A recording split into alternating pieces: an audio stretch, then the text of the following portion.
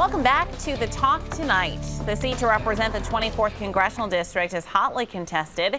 Incumbent Anne-Marie Buerkle narrowly defeated her Democratic challenger Dan Maffei during the last election. Tonight, the two of them, along with Green Party candidate Ursula Rosem, take to the podium to talk about the issues that matter the most to Central New Yorkers.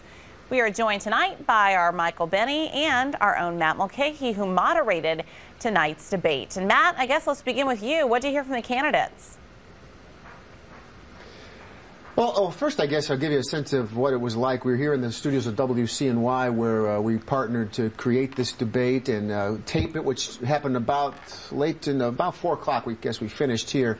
And it'll air at 7 o'clock. You can actually watch it on WCNY in about an hour from now.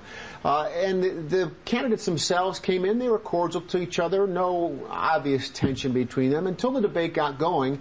And then there were some accusations flying back and forth between Anne-Marie Buerkle and Dan Maffei. And even Ursula Rosem also got involved in kind of saying, oh, neither of you got it right. Listen to what I'm saying. And for her, this is really kind of a big deal getting this kind of airtime because obviously she doesn't have the budget, the millions of dollars the other sides have been spending. So this was a debate that covered a lot of issues and had some contentious points in it as well. Yeah, and we'll get to the contentious points. You bring up money, Matt, and I want to talk about that for a minute. This race has been so expensive, and that is such a turnoff to so many people when they hear about the millions spent on this. Do the candidates, do you believe, have an appreciation for how much cash is being pumped into this on their behalfs? Well, yes, they certainly have an appreciation for it. They're well aware of it, and I don't think that they're entirely comfortable with it, quite honestly. I don't know if anybody would be comfortable with millions of dollars being spent to either pump you up or tear down the other side or to have your opponent say something bad about you. I mean, it's kind of an odd situation, particularly for our Central New York area, which most of the time is not really viewed by the national political world all that much. But this race now for several terms has been one that's been close and narrowly won by Dan Maffei or narrowly won by Anne-Marie Buerkle last time around, and I guess it's not a surprise to them, but I don't think they're entirely comfortable with the money being spent. And they do quickly say, well, a lot of that's not money that we're spending on our campaigns per se. So, yeah, money's a factor, but I don't think that they're entirely comfortable with it, no. Well, Matt, you know, it's really interesting. We've talked about it here before, how, everybody kind of thinks that the economy is the big center issue here, although just, within the last several weeks or so, the issue of abortion, some of these social issues have kind of become front and center with redefining rape. We've been hearing that term over and over again. So, Matt, what were the candidates telling you about that tonight?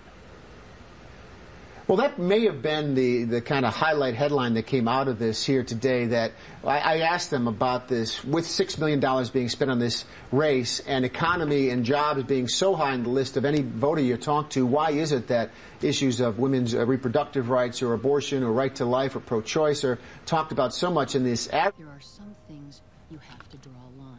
Incumbent was quite critical of Dan Maffei for, even hinting or alleging, it hasn't been a hint, it's been pretty overt, saying she's extreme on her position and that she actually did want to redefine what rape was. She said she would never have done that, and she mentioned that she's a grandmother and a mother and worked with women at Vera House for years in defending her position as somebody who is an advocate for women. And Dan Maffei said, well, you should have been reading the details of only that three-page piece of legislation where it said in there that there was a bit of a redefinition of rape. And he's really harped on that, saying that it's important. She asked him to apologize during this debate for running those ads, and he would not do that. I asked if he felt like he was sorry, and he wanted to apologize, and he moved on and continued to find that as an issue.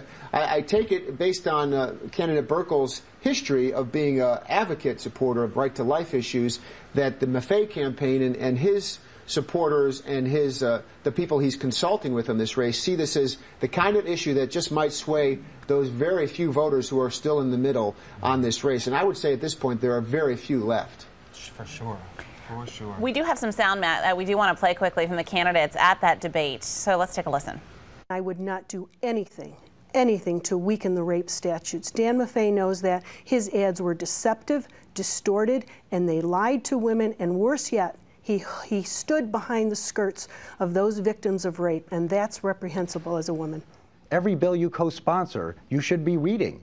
It's a 3-page bill. She knew that language was in there, and the reason is she's against abortion. Okay, fine, but she's against it even in the case of rape and incest. Dan Maffei's focus on this issue has been an attempt to avoid discussing real solutions to the economic crisis, how to get people back to work. Just some of what you're going to hear in that debate airing here at 7 o'clock tonight. Matt, we're going to continue our discussion with you coming up after the break. A little bit about health care that I understand the candidates were discussing today. More on that coming up.